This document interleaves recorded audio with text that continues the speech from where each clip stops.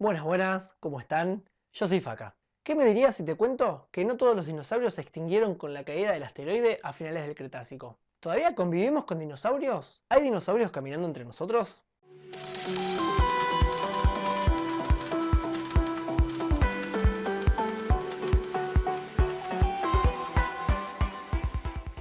Tendemos a pensar que el tamaño gigantesco es algo que va de la mano con los dinosaurios. Y por más de que su imagen haya cambiado desde que los imaginábamos como gigantes reptiles torpes, seguimos pensando que sí o sí tienen que ser enormes lagartos gigantes. Lo cierto es que los dinosaurios fueron muy diversos, tan diversos en tamaños y formas que hubo un pequeño grupo que escapó de la extinción y sobrevivió hasta nuestros días. Si bien son un grupo muy reducido y casi nada tienen que ver en su apariencia con los gigantes monstruos del Mesozoico, hoy en día podés encontrar un dinosaurio si salís a la calle o si mirás por tu ventana.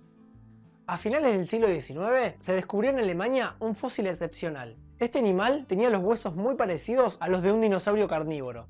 Pero había algo más interesante. Este fósil conservaba la marca de las plumas totalmente desarrolladas en su cuerpo. Plumas como los pájaros actuales, tanto en la cola como en los brazos formando alas. Dicho animal seguía teniendo dientes en las mandíbulas y garras en las manos, y una cola larga. A este animal se lo llamó Archaeopteryx. Es considerado un dinosaurio, pero también es considerado como la primer ave. Y fue gracias al Archaeopteryx que se empezó a hablar de que las aves descienden de los dinosaurios. Pero por mucho tiempo, la cosa no avanzó mucho.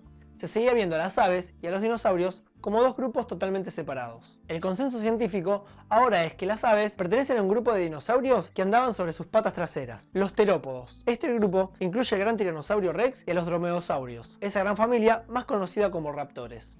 Popularmente se piensa que muchos de los animales que vivieron en el pasado son dinosaurios. Y para entender el tema que estamos tocando hoy, debemos preguntarnos, ¿qué es un dinosaurio? Para ser considerado dinosaurio, se deben poseer ciertas características. Tener los pies por debajo del cuerpo y no a los costados como la mayoría de los reptiles. Todos los primeros dinosaurios eran principalmente bípedos. Aunque después hubo dinosaurios que andaban en cuatro patas, seguían teniéndolas debajo del cuerpo. Se considera que tenían homeotermia inercial. O sea, no eran como los reptiles, que deben ponerse al sol para mantener su temperatura. Ni de temperatura estable como los mamíferos. Sino que pueden calentar su cuerpo y mantenerlo así durante días.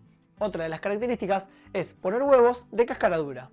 Existen muchos tipos de animales, y en biología, estos animales se agrupan dependiendo de la manera en la que evolucionaron, de modo que cada grupo solo incluye animales que están emparentados. Los dinosaurios pertenecen al grupo de vertebrados, que somos los animales que tenemos huesos en nuestro interior. Y hay muchos animales que no tienen huesos. De hecho, los vertebrados somos solo una de las decenas de tipos de animales que existen. Tradicionalmente se enseñaba, y se sigue enseñando, que los vertebrados se subdividen en 5 grupos teniendo en cuenta su parecido. Tenemos así: peces, anfibios, reptiles, aves y mamíferos. En esta clasificación, los dinosaurios entraban dentro del grupo de los reptiles. Pero esta clasificación ya quedó antigua y comenzó a desencajar con nuevos restos de animales que se han ido encontrando. Por ese motivo, ya casi ni se usa. En cambio, hoy en día, todo está mucho más claro gracias a la cladística. La cladística es un método de clasificación biológica en la que los elementos se agrupan en función de si tienen o no una o varias características únicas compartidas que vienen de un último ancestro común del grupo y no están presentes en los antepasados más lejanos. Es decir, que tienen en cuenta la evolución histórica de un organismo y se encarga de agrupar a las especies en función de alguna innovación evolutiva en común. Con la cladística, el grupo de reptiles dejó de existir. En cambio, a este grupo ahora se lo conoce como saurópsidos. Teniendo esto un poco más claro, veamos cómo funciona la cladística. En esta imagen está bastante resumida la cladística, por lo tanto hay muchos órdenes que se han suprimido, ya que no son necesarios para la explicación que se quiere dar. La imagen está centrada en los vertebrados, los animales que tenemos columna vertebral. Así vemos que los vertebrados se dividen, por un lado en peces y por otro lado en tetrápodos, o sea, con 4 extremidades. A su vez, los tetrápodos se dividen en anfibios y amniotas. Los amniotas se subdividen en sinápsidos, es acá donde pertenecemos los mamíferos y protomamíferos ya extintos, y en diápsidos. En esta parte la clasificación ya se pone un poco difícil de ver, por lo que solamente vamos a tomar la subdivisión de arquelosaurios, que a su vez se dividen por un lado en tortugas y por el otro lado en arcosaurios. Los arcosaurios envuelven a 2 grupos grandes, los cocodrilos y los dinosaurios. Y los dinosaurios a su vez se dividen en dinosaurios no aviares y en aves. Y con esto tenemos que los únicos animales en poder llamarse dinosaurios son las aves y los dinosaurios no voladores. Los cocodrilos no son dinosaurios, son parientes cercanos, comparten alguna característica de algún ancestro en común, pero es un error pensar que los cocodrilos son descendientes de los dinosaurios. Y ahora la pregunta es, ¿qué significa eso de dinosaurios no voladores? ¿Había dinosaurios que volaban? Las aves son dinosaurios y son voladores, pero en el Mesozoico, ¿había dinosaurios voladores? Los paleontólogos consideran que el Archaeopteryx fue el ave más antiguo que se haya conocido, pero aún no se sabe si era capaz de volar. ¿Y entonces qué pasa con los famosos pterosaurios, como el pterodáctilo o el famoso pteranodón? Esos animales eran reptiles voladores, y como vimos en la imagen de la cladística, los reptiles no son dinosaurios.